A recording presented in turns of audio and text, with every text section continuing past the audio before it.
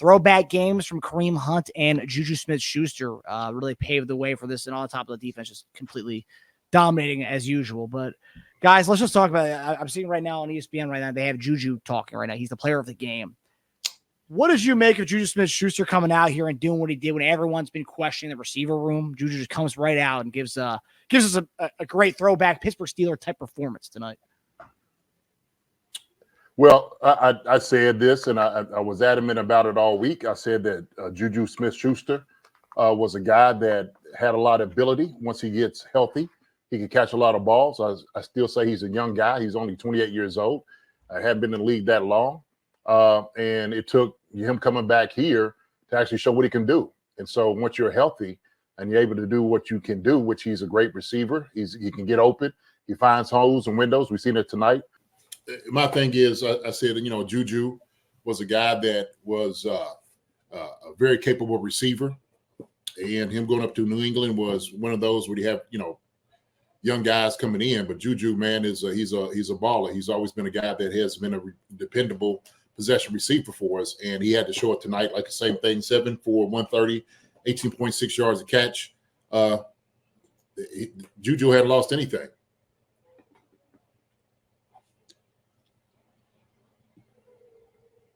A lot of yak too. A lot of yak. 50 yards was his longest reception, I think. I mean, he definitely had a throwback performance. I mean, it might have even been better than any game he had with us 2 years ago. I'm going to even look that up right now.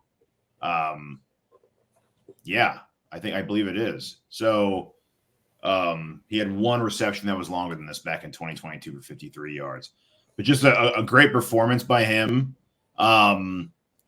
He keeps playing this way, or he's going to make another good contract after this, either here or somewhere else. He's got something left in the tank. Andy Reid did say he liked the way he looked in practice, and maybe he saw something that we didn't, and he needed to get up to speed again. Maybe he just went to New England and just either dogged it or got healthy over there and then came back when he's fully healthy. But he looked fantastic, and definitely a good piece moving forward for us. And Patrick, by the way, I don't know what it is. It's really odd, but it almost seems like he's more comfortable when we have less weapons. Like, this is the best he's looked all year, by the way. It just looked the most comfortable he's looked all year, too. With what's going on out there, the passes were more crisp. Maybe he just got so used to throwing to, like, not top end talent that he, like, when he had it all in the field laid out in front of him, it wasn't as easy for him. I don't know. I'm just totally speculating and spitballing. But it just seems like he's much more comfortable with less weapons out there. Well, I'll say this, and I think this is really a good point. Tom Brady went for a number of years without having top-tier talent as wide receiver. Before Randy Moss got up there, he was winning. And so what they were having to do, guys were coming in and they plug and play. That's what they were doing. And it's the same thing with Patrick. I don't think you had to have this, and this is really kind of my argument. I don't think you had to have the number one guy receiver. We got rid of Tyreek Hill, and we won 2 championships without him. And everybody wondered, what are we going to do without a Tyreek Hill? Well, we win championships. We hold up LeBarnies. That's what we do. And so it's based off what the scheme of the offense is. You have the best quarterback in football. It's all about scheming against defenses. If guys can get open, guys can catch the football, you're going to be fine. You need dependable guys. You don't need the best guy. You need dependable guys. We see what the best guy happened when he went out there to Vegas, what ended up happening. Now all of a sudden he's looking to get traded. That's what's happening to the top tier guy. That's what ends up happening. And so when you start looking at certain guys, where they're going and whatnot, Justin Jefferson was up there with Kirk Cousins. He ends up getting hurt. Well, shoot, they haven't won anything. Now all of a sudden you got what's the name up there? You got Sam up here throwing the ball around without top tier talent. It's the same thing. So sometimes we get in the woods, sometimes or in the weeds, if you will, sometimes because we always think the guys that's having the top tier talent is always going to win. And it's not. It's all about team chemistry. It's about guys doing their job. If guys getting open, catching the football, that's what it's all about. So it's not always the most talented team that wins. It's the team that knows how to win. The teams that know how to do what they do the best that's going to get you a victory. I could go to college. Look at Vandy beating Alabama. They weren't the most talented team. Alabama's the most talented team than they are Vandy. But Vandy had a scheme. The guys did their job and kicked the crap out of them. And nobody thought that was going to happen. Well, when you start running your plays and everybody is playing the way they're supposed to play, then you come out with, the results that you're going to get. And so we seen that tonight, man. We seen that tonight. It didn't take much other than saying, let's get Travis Kelce the football. Let's get Kareem Hunt the football. Let's start running the plays that we run, right? Juju, shallow crosses, hand the ball off to Xavier Worthy. Cole Hartman comes in. He gets a lot of plays. I mean, Cole Hartman, what do he have tonight? When do you have it? 4 for 33. Yeah. I mean, four. McCole Hartman's all he's been doing is returning punts. Yep. It hadn't worked out for him. So that's what I say. And always take the best. And he gets some extra effort on that one where he got that first down, where he's like, they had to push him a little bit forward to get that first down. But, that play looked like it was dead after like the 2 yards before the first. But, he kept moving those legs, kept churning. But to your point, Teja, Next Gen Stats released a stat here. Patrick Mahomes accumulated nearly all of his passing production on attempts under 15 air yards, 331 yards in the Chiefs Monday night win. Yeah, I mean, and also Mahomes did not throw into any tight window on any of his 39 pass attempts tonight. So, I mean, he was just taking the underneath. He was taking what we've been saying, what the defenses are giving him, which is like, I feel like the first few weeks he was trying to air it out. Yeah, we saw him take some shots tonight, but there were timely shots he was taking. But it seemed like he was holding on to the ball more, and he had more of the weapons. And then tonight he was just, seeing if the guy was open, he was taking it.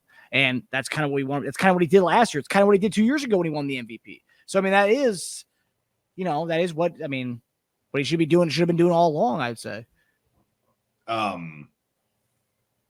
It's a very early 2000s Patriots team is what it feels like. Those teams that used to go against the Patriots and you go into it not only rooting for the other team, but you'd be like, oh, man, they could lose this game. Like, look at that team. They're not that good. Like, who do they got out there? They got Deion Branch, Bethel Johnson, David Patton.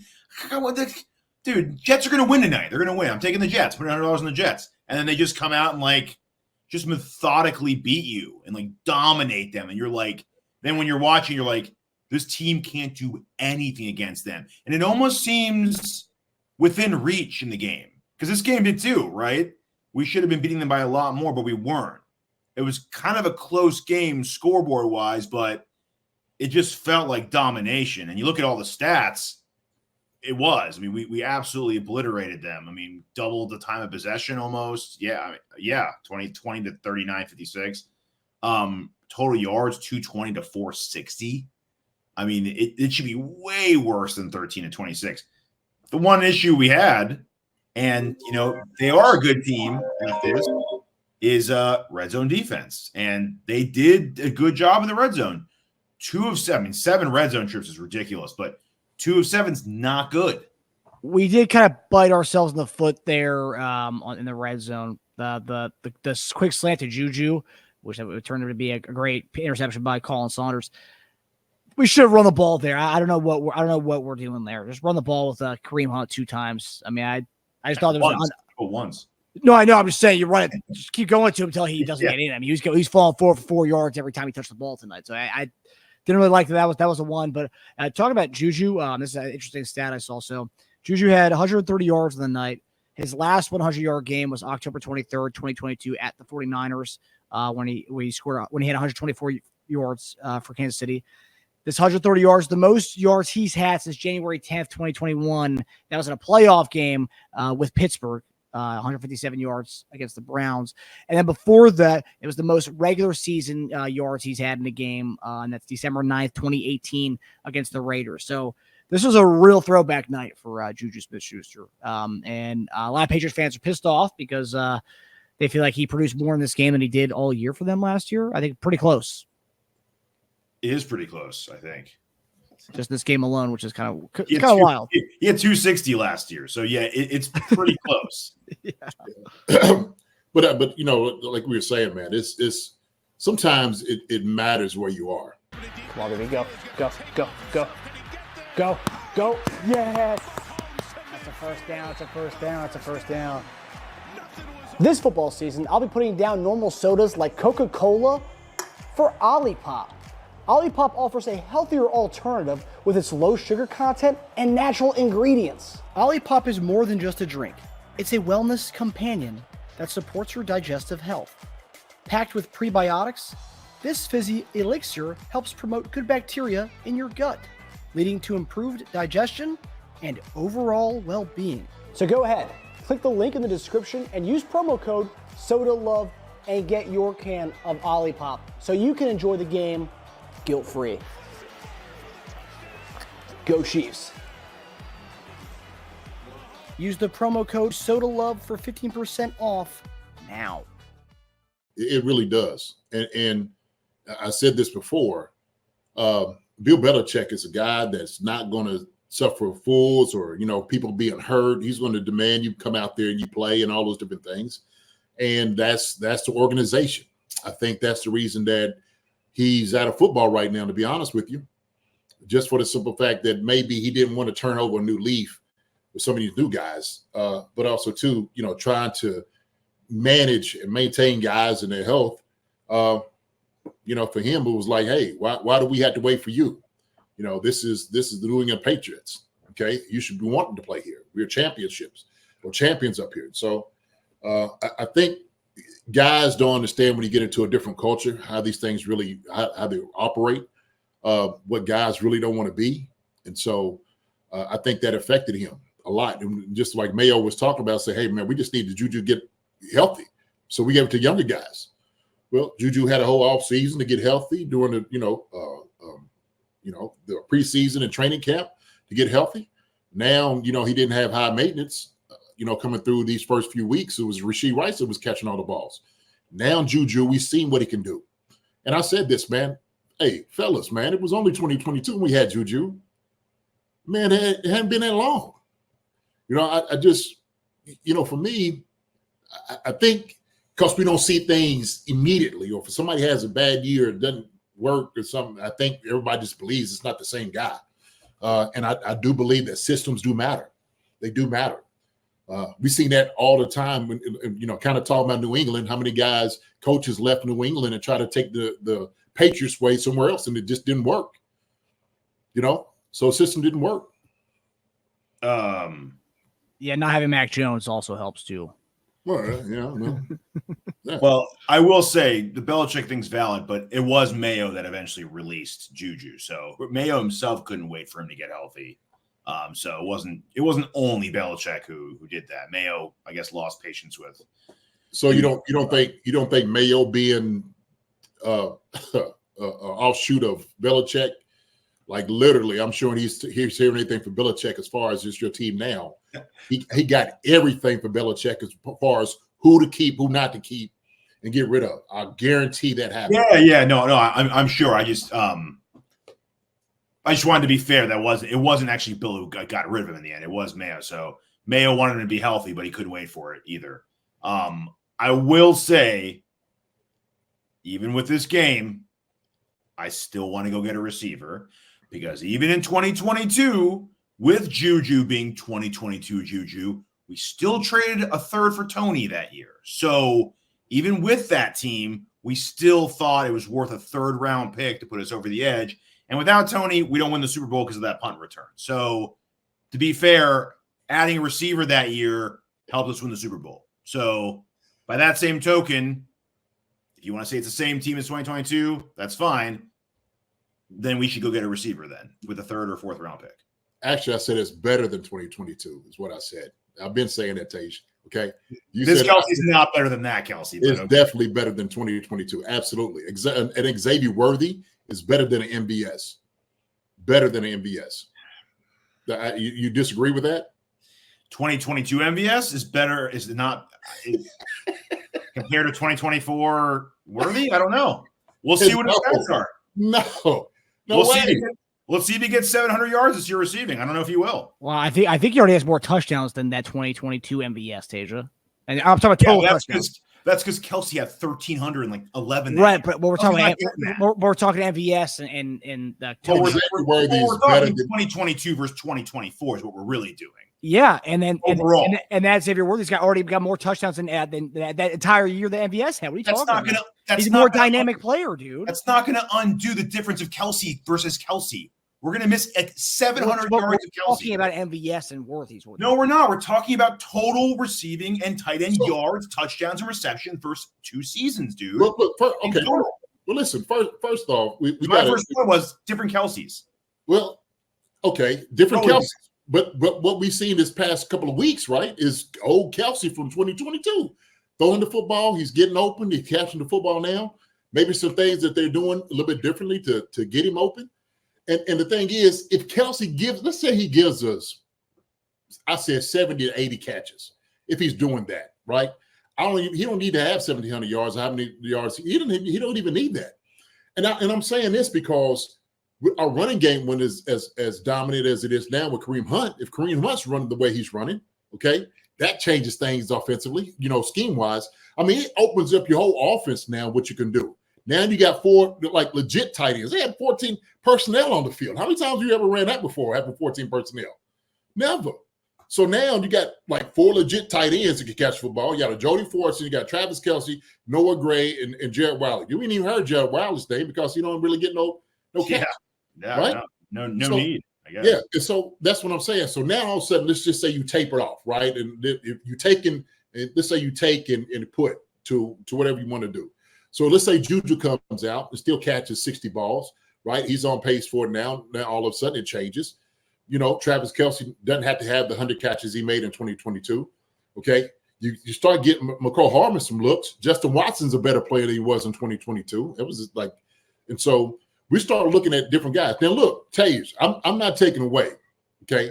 I'm not against getting another guy on the team. I'm not against that at all. But what I have been saying, okay, and I have been politicking, is people don't quite understand how good of a receiving group that we do have. And I get that we had Rashid Rice. I get that we had Hollywood Brown, okay? Those are 2 tremendous players. But we never had a Hollywood Brown before. We never had him. Okay? We never had a period. Right. He didn't play exactly. for us. Right. So the man never suited up for the Chiefs, really. We had him in spirit. Yeah, we have him in spirit. And I love that he's here and he's still engaged with all those different things. And that's what I love about him. But we never had his talent. And we won. We won. And that's what I keep telling. We won 2 Super Bowls without these guys. We keep going to go get Devontae Adams and go get Cooper and all these other guys. Why? I don't agree with the Adams thing. I don't think we need to make that big of a splash. I just think we need a comparable type of move, that same level of attempt. I think I want him to be better than Tony, but who we wanted Tony to be, I think we need to make that kind of move for somebody. We don't need a top 10 receiver. I think it's unnecessary. I just think we need one more guy because we can't afford for anyone else to go down. And if we don't make a move, it's irresponsible for us, I think, to not make a move and one more guy go down and us be like, oh man, we trade deadline pass. We should have made a move, but we didn't because JuJu had 130 yards in week 5. We just can't do that. We can't say because someone needs to go off for 120 every game. Someone has to do that at this point. I just think we need one more guy to help distribute that so one guy doesn't have to go off for 120 and have some career night against it. You say yourself, Marcus hasn't done this in 5 years. We can't expect that every week, and we should have to rely on that every week. You know what I mean? We shouldn't have to. Hopefully a different guy steps up every week. I mean, our first round pick had 30 yards tonight. So, I mean, hopefully he has his game. I think that's been his average this year. That's the problem. It is 30 yards. I don't think we need a guy to go 120 yards every night. No. When you divvy it up, you don't have to have a guy to be Superman. I love the distribution. And when you have somebody you distribute the ball to, you don't need somebody to be 120. I think we got to the point where we start relying on Rashid Rice and almost going to the point, right, to where Patrick was going to Rashid Rice. He started getting so comfortable going to Rashid Rice all the time that you don't utilize anybody else. To the point, Travis Kelce wouldn't even get any goal catches. And so when you start doing that, right, and Rashee Rice is a great wide receiver, we know that, okay? I'm emphatic about those things. But then all of a sudden, like you said, well, shoot, Patrick's like, well, let me divvy up to different guys if they're getting open, right? Let's call some things like Andy said. We need to put guys in a position to make plays. So we know we have playmakers that are fast, and this is what I'm trying to tell people all the time. Not only we have Xavier Worthy, we got McCole Hardman, who's another fast guy, okay, who can get down the field. JuJu, who's a possession receiver. Justin Watson could come in and make some catches. We just moved up Nico Remigio. Everybody calling for that. We've seen Justin Ross, them guys, maybe, looking at those guys, maybe giving a little bit. We don't need, like I said, the top guy. If you want to go get somebody that, like you said, maybe a Kadarius Toney, who say he's not already here? Who say he's not that? He's not around in the building. Nico Remigio could give us something. Justin Ross is another guy we've been talking about. But because if they were, we wouldn't have tried to sign the best receiver in free agency and draft the first-round receiver if we thought they were in the building already. That's why. Well, here's the thing. We kept Kadarius Toney around for a reason too, right? Apparently he's up there in Cleveland freezing his tail off. So we see something in him, and we got rid of him quick. So even before that, we were just thinking, look, let's go ahead and get Hollywood Brown, right? We got Xavier Worthy. So what we was looking at, we was like, man, we're just going to make this the best offense ever. We want to give Patrick things to throw ball to, deep balls. Yeah. And look, thank God for it. I know that's what they was working on during training camp, and all of a sudden, those plans crumbled. Oh, yeah. They crumbled quick. Then it was like, and I'm telling you, like, offensively, during the off season, coaches write scripts for all the guys that you have, the weapons, okay? And that's what they were getting ready for. All during training camp, they were like, we got Hollywood Brown to do this. We just got Xavier Worthy in here for right. We got Rice in here now. We can do all these different things. Man, they was giddy. I guarantee they was giddy in offensive meetings. Like, oh, man, we going to just sack the world. We just going to be putting up numbers week in and week out. And then Hollywood Brown gets hurt. Then all of a sudden, Rashee Rice is out for the entire year. And then it's like, now we got to really coach a little differently from what we thought we had to do. Yeah. So that's what I said last week. It's an identity shift. We're ball control, get first downs team. Hi, everybody. Thanks for watching. Subscribe here to get the latest from the show. Also, be sure to check out the best clips from Chief Concerns. And if you prefer to listen to the show, subscribe and follow us on Apple Podcasts, Spotify, and anywhere else you get your podcasts.